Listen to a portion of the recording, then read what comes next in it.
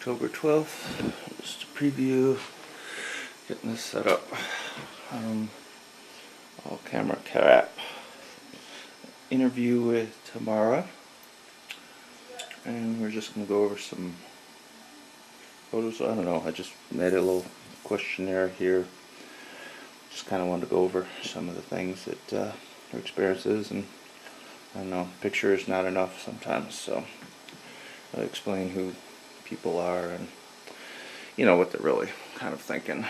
And this is her yard. She got it redone a little bit.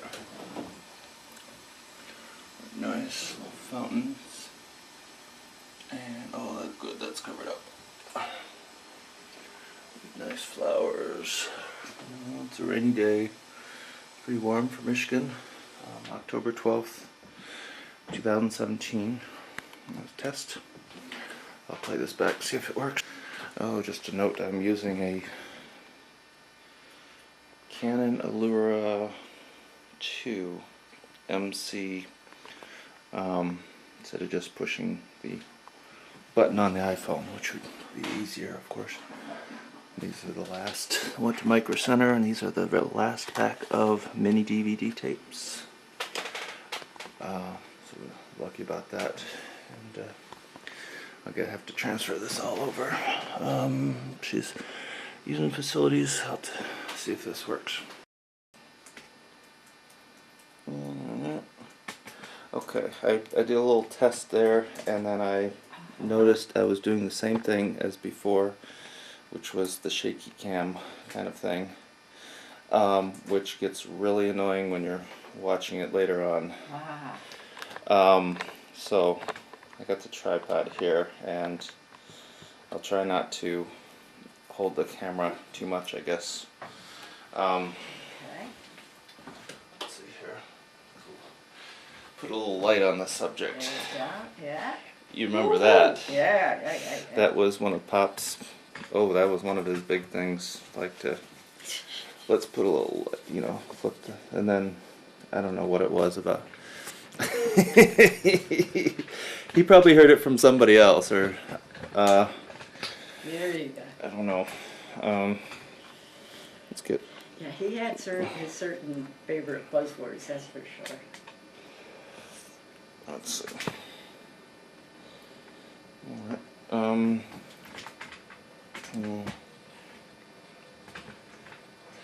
Right. Oh. Shall we begin? I guess. Sure. I guess we can edit the other stuff out. October 12th, 2017. I'm with Tamara, real, over at her house, and wanted to just kind of go over some interview. I guess I hate that word. I don't know. Just talk about stuff. Let's see. So I had like some prepared questions here, but I don't know. However it works out, it doesn't matter. I just wanted to get more than just static photographs, which really don't really cover people's personalities and true personalities and mannerisms and things like that, I guess. So You're the boss, John. You just tell me what to do. You just tell me what to do, and I'll do it. Okay. Well, obviously, this is a professional venture, and you'll get your ticket prices worth.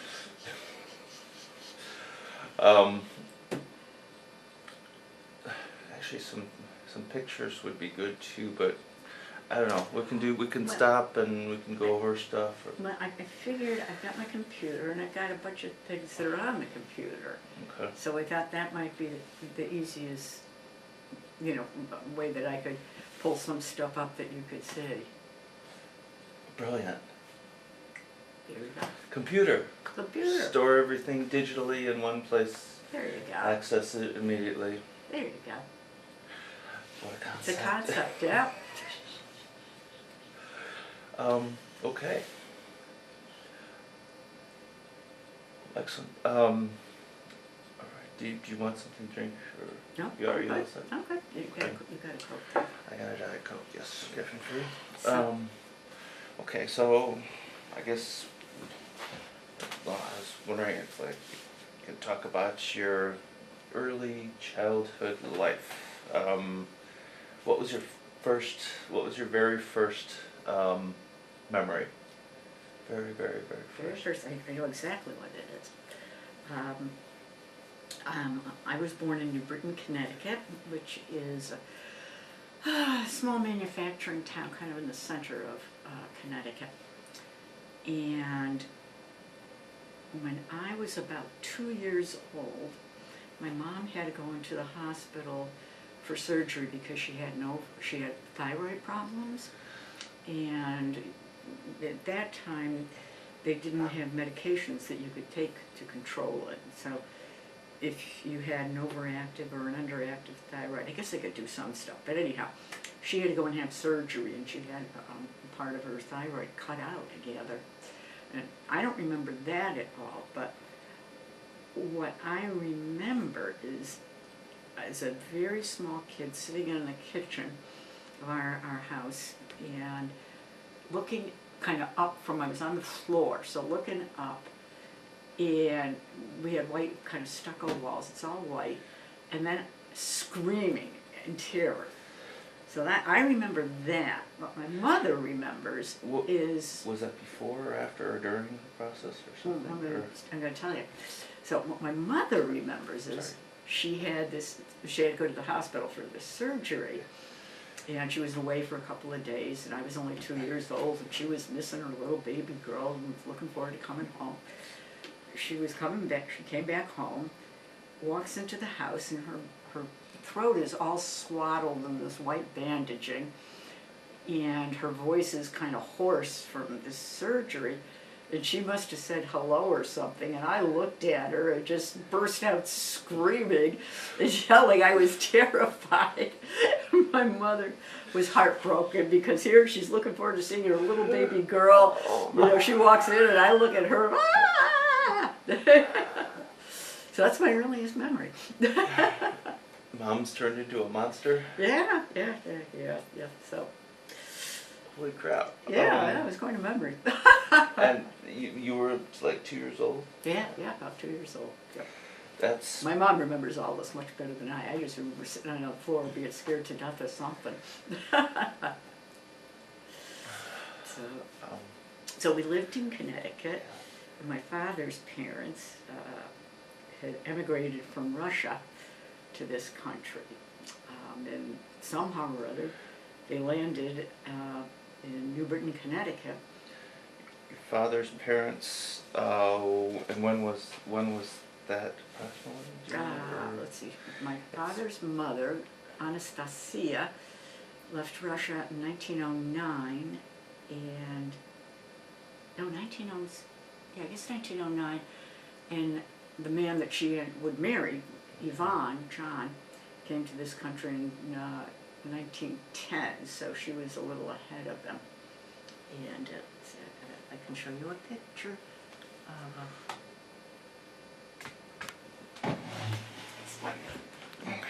so that is a picture of them when they got married, and that was taken in about 1913. So that's my grandmother and that's my grandfather, and she was a seamstress, so she made her wedding dress, and kind of in the style of a traditional wedding or a traditional Russian festive outfit is the style. So anyhow. That is with the hoop at the bottom, and is that like a ring of flowers around the head? Yeah. It's very European. I think like Polish and German have that too, and Yep. a very... Yeah, but where they came from was a corner of Russia that it's like sort of right on the border of Lithuania, Poland, and Russia. And, I think it was one of those areas that got fought over all the time. So, sometimes it was part of Poland, sometimes it was part of Russia, sometimes it was part of Lithuania. Yeah. It's kind of like one of those things about history and culture that we define ourselves as like oh no, I'm this, I'm that. It's like, well, at some point we were kind of a mix of all of the above, kind of. Yeah, Um, exactly. All right. Yes. Sorry. Yeah, okay, so anyhow, I don't know, somebody must have found work in this small town in Connecticut, and then other Russians came and settled there. So I grew up in that little town and lived there until I was about 9 years old, and then we moved to a town that it was more rural, Southington, Connecticut, and I grew up out there, and I was quite a tomboy. Had a BB gun. Oh. I was a good shot with the BB gun too. Birds, rabbits, everything, Snakes, squirrels. Yeah, I was pretty good. All right then. Yeah, don't mess with me. Kind of, if you're out in the countryside and there's nothing to do, you get creative. I mean. Yeah, it was a very rural area. We lived next to a pond. I'd go ice skating in the winter and build a raft in the summertime and go out on a raft in the summer on the pond. It was fun. It was nice. It was a good place to be. Did you play with? Did you hang around the house? Did you have any like neighborhood friends that you particularly liked, or? Yeah, well, there was a little boy who lived on the other side of the pond, Johnny, and so we would go out in the forest, and where we were was part of the Appalachian Trail went through that area, so we would go hiking a lot on the Appalachian Trail. And then he moved away, and then there was a little girl, Marion, who lived up the street about a mile away, and Marion would come down and play. But that was it. There wasn't many people around, so I spent a lot of time by myself as a young person. Just that was the way it was. So, yeah. Independent, driven. I mean, all the good attributes of successful people, and you've been successful, through your life, and so. Do you think? Well, what was it? What do you attribute? Maybe I'm just skipping ahead, but what do you attribute to? I don't know. Pig-headed, I think. Was it Einstein said that was it genius is 5% inspiration and 95% perspiration, or something like that? Yeah, but I think that's my story. Yeah, I work hard, but I think that's pretty much it. I just kind of persevere. So yeah, so I grew up there and went to high school in Southington, and I played the flute in the band, so I was hung out with the band kids in high school. And were you guys good, or? Not really. Or does it not really matter? It's just kind of really, it's the spirit of the thing. We weren't like a Pioneer High School or anything like that. We were just we played for the football games and march in the town Memorial Day parade and that kind of thing. But they were good kids, and it was fun. We had a good time. The school wasn't very good. Our high school, I had to go on double sessions in my senior year because it was so overcrowded, and we just about lost accreditation, which was kind of worrisome for trying to get into college. Was the New Britain, was it expanding, people moving in because of, wasn't it Stanley that's there, or the manufacturing or something? Yes, Stanley Works was in Britain, but this was Southington, where I was, and Oh, I think it Southington. was an area, it had been a lot of farm country, and then I think, a lot of the farm country was getting sold, and they were building little subdivisions, and, And the school was really crowded. yeah. And it hadn't really kept up with yeah. growth of the rest, I guess. Yeah, and 1960s, everything was really, booming along at that point. So, all these, I guess all these people come back from World War II and started families, and then they all went to school. So yeah, it got overcrowded, but it was fine. I graduated, got out, made it into college, so that was good, and went to college in Dickinson, Pennsylvania. Okay, now, from rural, like farmland, little house on the prairie kind of thing, Yeah. to college. Why that college, or what were you kind of thinking at the time? Like, Well, I very specifically went to Dickinson because, let's see, I graduated high school in '72, and that was, the Vietnam War had been raging, for quite a while at that point, and I was a real committed anti-war person. My mom and I would go to anti-war rallies and what have you. absolutely. And I got very interested in international relations. I was interested in politics. I liked politics. I took French and German in high school. I've always been good at languages. And so I thought, well, I'll go in the Foreign Service. And at Dickinson College in Carlisle, Pennsylvania, was about the only school that had a major in international relations. You could do that. So that's why I went. Oh, It was a small school, only about 1,500 kids in the whole school. So it was about the same size as my high school, actually. that's awesome, actually. Small schools, you can't get lost in them. You actually have to interact, and there's the socialization attention, personalized attention. I think somebody did a few studies on that during their lifetime. My dad, Carl, who went to during '79 or '78, '79, went to Japan and studied why they were so successful and we weren't. And I went to small community college, or a small school there, and it was very unique and very good. So they're the same. So you're studying international relations. Yeah, so this major you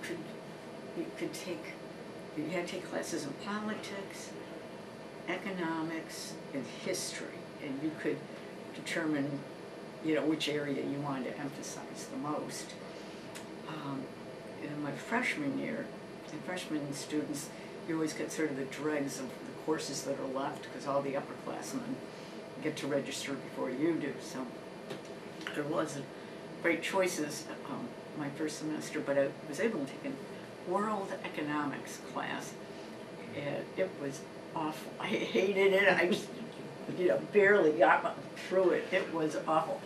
And after that semester, I kind of thought, I'm not so sure about this international relations thing. And then I took, some political course, and I hated that one too. So that started making the international relations major look less interesting. What was it? What was that kind of gut feeling that you were kind of thinking, like, it's just like the world is our world leaders are too shitty, or there's not a place for me there. There's not a niche where I can make a positive impact, or what was that bad feeling about not? Oh, I couldn't. There was no way I was going to take any more of those economics classes. They were awful. And the politics thing, it just, I don't know. I just couldn't see myself following that as a major.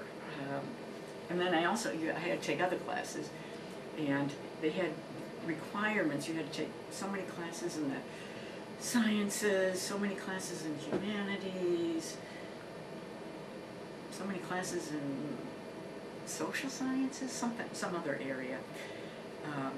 And anyhow, so I ended up taking an art history class, and I loved it. And that I just knew that that was what I wanted to do. I wanted to study art history. So in my sophomore year, I committed to being an art history major and just threw over the other stuff. But it worked out because it was history. I like history, and foreign languages. I was studying French art, so I got to use my French. So it all worked out very well. So I was very happy. And now I can just be an activist and get mad at Trump.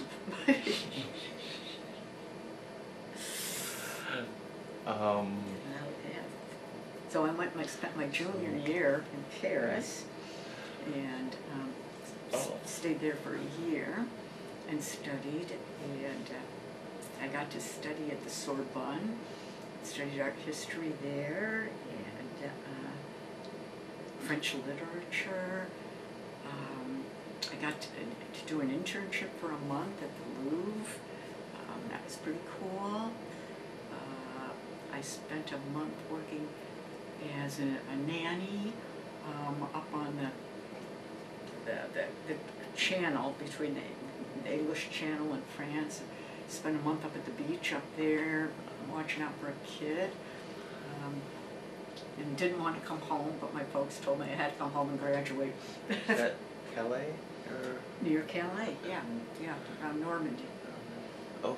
In between Mont Saint-Michel and Calais, that's what it was. Oh, in the countryside? Kind of? Right on the beach. Or on the beach. Right on the beach, yeah, little beach town. Ooh la la. Yeah, it was nice. Oh. It was nice, I had a really good time. Yeah, so I did that for about a year, and I actually had kind of gotten lined up a volunteer position in a museum outside of Nice, but my folks told me I had to come back and finish college, and then I could think about it, so came back. Oh, wow. Was that big? Were you mad? Yeah, Disappointed? sort of. Yeah, I mean, it would. I sort of thought I would just go back after I graduated, which ended up not happening. Though I got to travel and visited France a number of times, so that was all good. So yeah, so I graduated in '76. So, 1976. All right. yeah. Art history. So, and you were still living in what was that second town? Southington. Southington. Yeah, my folks still lived in Southington. Okay. And I know was it New Britain's about 9 miles southwest of Hartford. the Hartford, Could and then be. Southington is where. Oof. Somewhere, it's very close to, I think it's on the border with New Britain, but I'm not sure where. Okay. Rural community, it had a lot of apple orchards there. So it wasn't too far away, I guess, no, or not at all. all right. Yeah, very, very close by. So I was there then. It took a year. Well, actually, I think I took off 2 years before I went to graduate school in art history, but I moved down to Washington, D.C. because there really wasn't much for me to do in Connecticut with my art history or the languages. And if you're in Washington, there would be, all the museums, the Smithsonian is down there. That would be pretty cool. So I moved down to D.C. and lived in a house with 3 other women. Had a lot of fun, had a lot of parties. I was quite the party girl in those days. But Aren't we all? I mean, get away, there you go. got to establish ourselves and Yeah.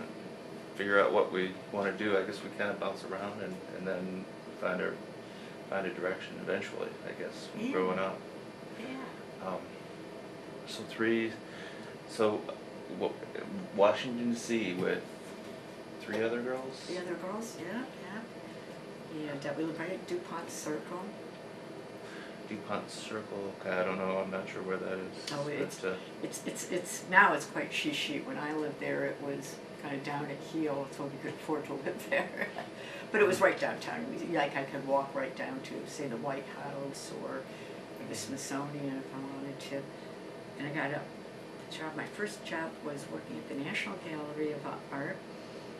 I think I was there for about a month. There was this big exhibition of stuff of King Tut, and it was a real blockbuster exhibition. I worked selling postcards at the King Tut exhibition. The thousands of tourists would come, and these people, they'd wait in line for 2 hours just to get in and then see it, and by the time that I saw them when they were on there, they'd come out of the exhibition, they couldn't even remember what they'd see. You know, they'd look at the postcards, did I see that? You know, it was pretty funny. Could I interrupt you just for a sec?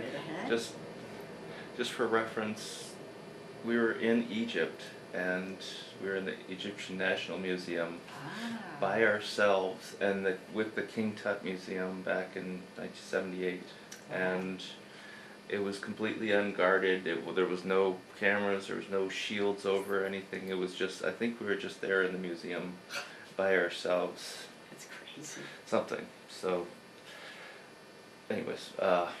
Boy, that's crazy. That's crazy. No, the security here was intense. So I saw Jimmy Carter was elected president then. Yeah. Saw Jimmy Carter and Rosalind. They came through, saw the exhibit. Andy Warhol came through. So, you know, before they'd open to the public, you know, all these celebrity types could come through and see it. So this was late 70s or 80s? Must have been. This was before 80, before Reagan years. Yeah, 78, I'm thinking. Somewhere around there, 78, I think. So,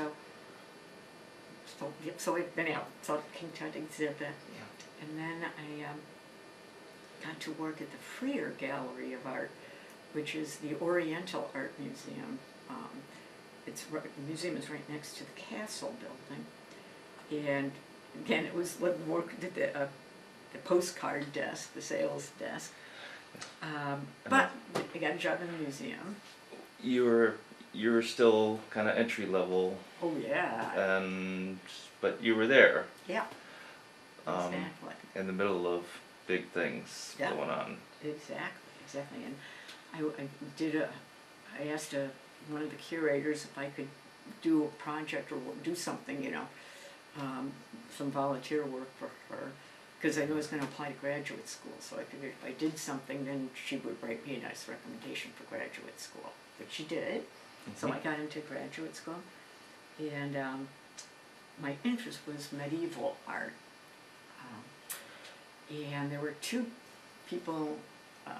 professors that I was interested in studying with. One was here at the University of Michigan, and one was at Johns Hopkins in Baltimore. And I got accepted to both schools, but Michigan didn't offer me any money, and Hopkins did. Yeah. And so Hopkins, a heck of a lot closer to Washington, D.C., where my friends were. I knew what the weather was like. Michigan, I mean, who knows where Michigan is? Yeah. Why would anybody move here? Yeah. So I told Michigan, thanks, but no thanks. Ann Arbor is still was a small town when I grew up. So back then it was still a very small town, but it was kind of a little Berkeley of the Midwest, but there wasn't anything like it is today. There were probably cornfields, you know, east of or west of Stadium and south of, there were definitely cornfields south of, you know, Briarwood wasn't there, and none of that. It was so small. Kind of hard to imagine that. So you were in Hartford, or you were in, you got accepted to Hopkins. Johns Hopkins in Baltimore, yeah. So my plan was I was going to get a PhD in art history, and I went to Hopkins, and two things happened. One was the guy who was the chair of the department, and the one who was the medieval person was just horrible, just a real Nazi of a professor. There's a certain school of people in academia who think that their role is to kind of you kind of destroy the students, and then you build them back up in your own image. And so that was his strategy, was to just completely devastate people and then recreate himself in them. And this program was very small. There were only 5 students in it. And our little class was remarkable because nobody burst into tears in class with him. I mean, he'd apparently been able to get everybody to break down into tears in class previously, but our class, we all cried outside of the class. So he was horrible, so I couldn't see myself continuing on. So that was part of it.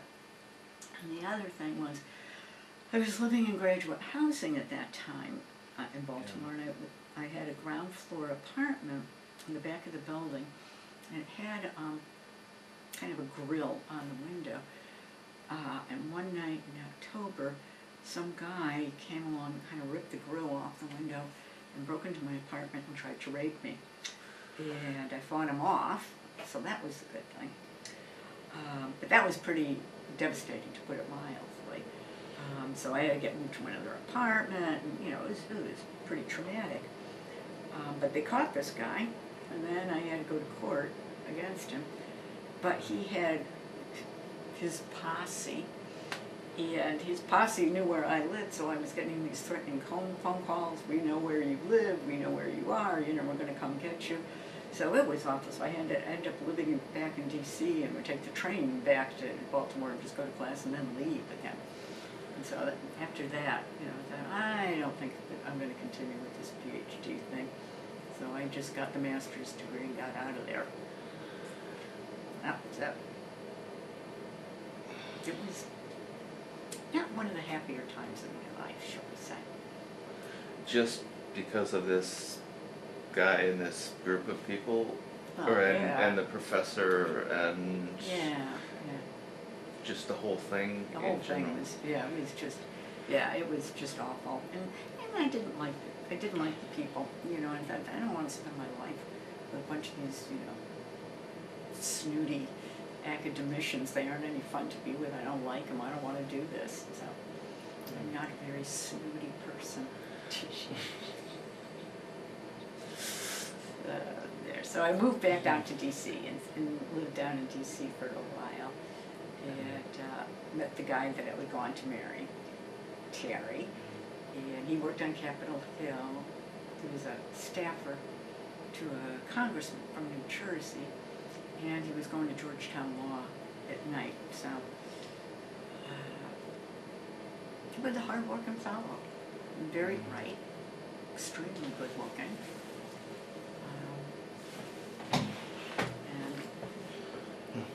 We dated for a number of years, and he then got a job up in New York, working at the Legal Aid Society in New York, and I ended up moving up to New York, and we got married and tried to live in New York on 2 nonprofit salaries, which isn't the easiest thing to do. No. Definitely. Were you you were still in the arts? Yeah. I got a job working at the Museum of Modern Art. In New York? Yeah, in New York. And I worked Yes. the Public Relations Department. Yeah, it was. I decided I really liked the arts, but what I liked was telling people why the arts were interesting and why it would be good to go to a museum and see them. So this worked out perfectly because Sometimes that's actually necessary though, because people, we go on autopilot like our entire lives. Well, a lot of us do, excuse me. Some people are more attuned to, smell the roses, but we, sometimes need stuff pointed out, and then, there's an explanation, there's a story, there's a meaning and a purpose to something, and then all of a sudden, it really kind of makes sense, and not only for that, but, we also, that story, we also can incorporate those ideas or those feelings, or, it's another thing, I guess, gives us perspective later on, I guess. Yeah, Or, yeah. I think you're exactly right. I don't know, I'm BSing this or trying to explain it. Yeah, no, I think you're right. I think you're right. Yeah, so we lived in New York, and we lived in Brooklyn. Yeah, Like Manhattan or Brooklyn. Brooklyn. Okay, but the modern art was. And the museum is in Manhattan. Is in Manhattan. Yeah, so you take the subway. I don't know.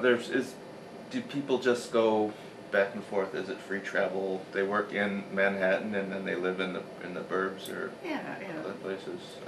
yeah, it'd be like, well, like your dad, living in Ann Arbor and working in Flint. It was a commute. It was, did he have to change? I can't remember. Yes, I think I did have to change subway lines. So I'd take one train from Brooklyn, go to Manhattan, then get out at another subway and go up to Midtown. So yeah, did that. And Terry and I traveled. That we went to Ireland, and Scotland. I guess that's about it. Ireland and Scotland we went to, which were a lot of fun. Very, very beautiful countries. Very beautiful countries. He Irish or Scottish or something? Yeah, Terry is of Irish descent. On both sides of his family. He's Irish, and Terry just loved things that were Irish. You would think he himself had emigrated over. But Ireland's a beautiful country. We had a couple of very nice trips. And Scotland is a very beautiful country too. Yes. Except the food. Yeah, the food isn't much. Well, actually, the food isn't as bad as you'd expect. And I don't think we ate any potatoes when we were in Ireland. I mean, you'd think there would be nothing but potatoes, but no. They actually had fairly good food. Yeah, so we had a good time. Maybe it's just English. That could be. Or like, was it Finnish or Norwegian food, the gilfa fish or whatever, I don't know. Oh, yeah. Iceland, I guess they eat shark fat or brains or whatever, I don't know, whatever.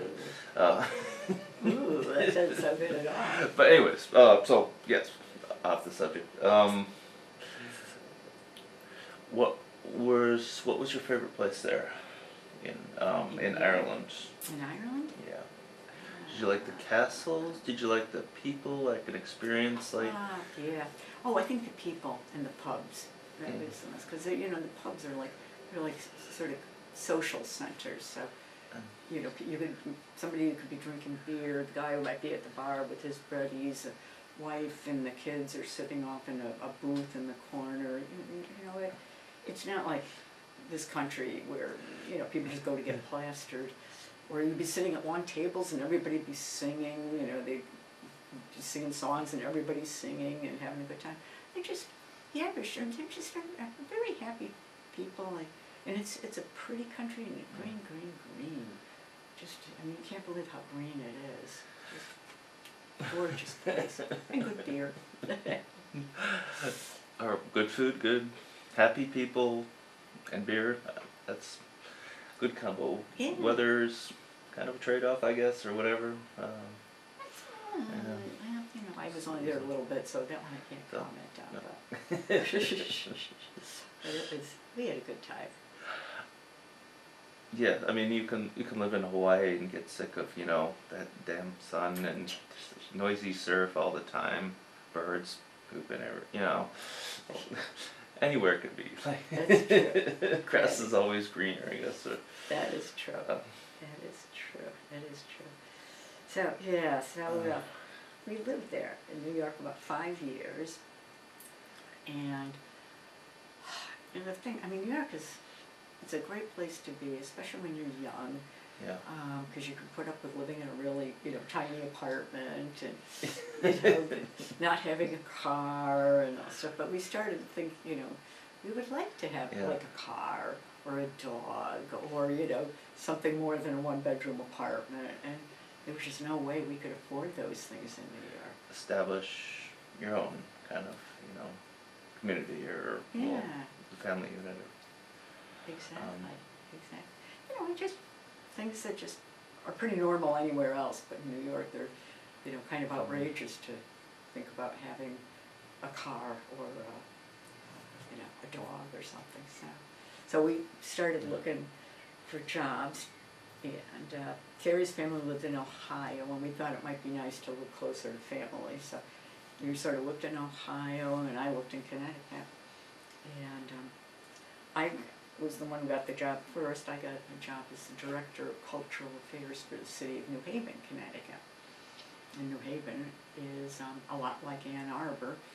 It is home to Yale University, and Yale dominates the town of New Haven. The only difference is that New Haven has a much larger population of poor people. And when was this? This was the late 80s that we were there. So there was a lot of crime and, a lot of difficulty going on. And New Haven had a lot of problems, a lot of racial problems. So it was a hard, kind of difficult time. If you were working for the city, you knew about all the problems in there.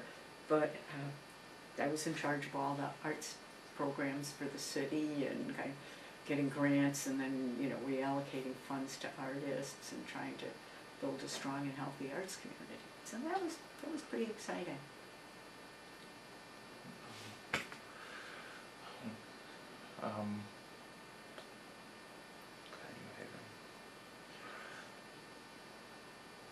And so you're there. That was kind of the late 80s. Yeah, I think I got that job in '87. Yeah, and I was there until '89, I believe. Yeah, that sounds about right. And were you guys living in another apartment, but a better place, a rented house? What were you? Oh, we had an apartment, really nice apartment too, a real attractive apartment. But we ended up buying a little house, and it was a sweet little house. It was probably about 1890s, I'm going to say, and it was not large, but it was quirky. It had kind of peculiar room. Somebody had done an addition onto it that was kind of weird but nice, and had a little balcony on the second floor. It had a backyard that was very much like this one here at Fountain Street. It was a lot of pine trees and no grass, no lawn to mow, which was good. And we had a dog. We had a black lab named Maggie, who was real, just loved people, loved going on walks. She was a good dog. She was a very good dog. We lived there for a couple of years, and then our marriage started,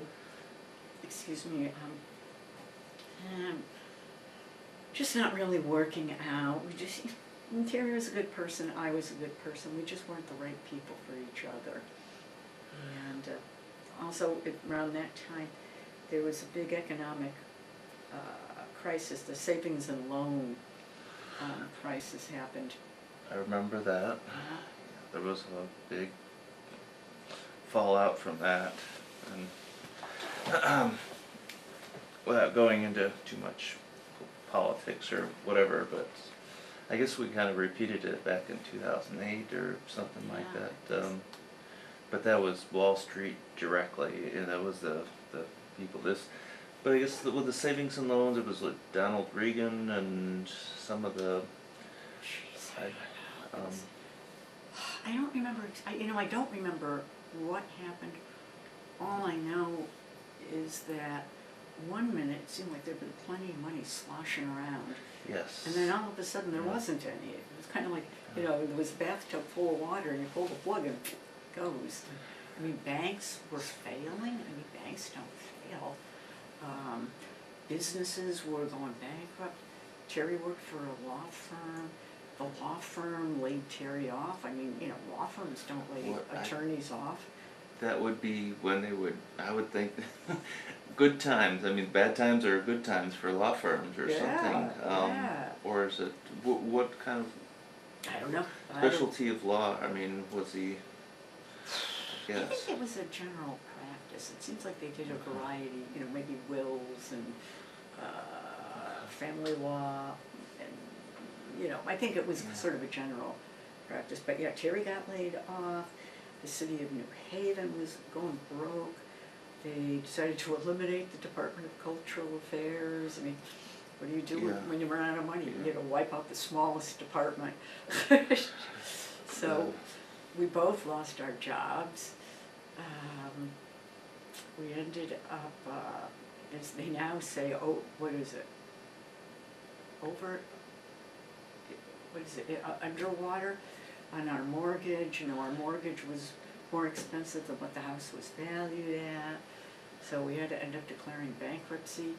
It was it was a hard time.